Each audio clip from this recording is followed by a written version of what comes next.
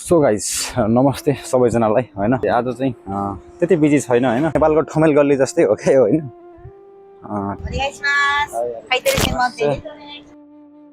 So guys नमस्ते सबैजनालाई हैन। म चाहिँ आज शनिबारको दिन हैन, सटरडे टक्क यतिखेर बाहिर बजारमा निस्किसकेको छु हैन। जापानमा चाहिँ आज शनिबारको दिन चाहिँ कतिको बिजी हुन्छ त बजार एरिया भनेर म तपाईहरुलाई देखाउने छु हैन। भिडियो हेर्नु होला, मन पर्यो भने लाइक शेयर सब्स्क्राइब गर्न पनि नभुल्नु होला हैन। किनकि हामीले एकअर्कालाई सपोर्ट गरेर मात्र हामीले अगाडि बढ्न सक्छौं हैन।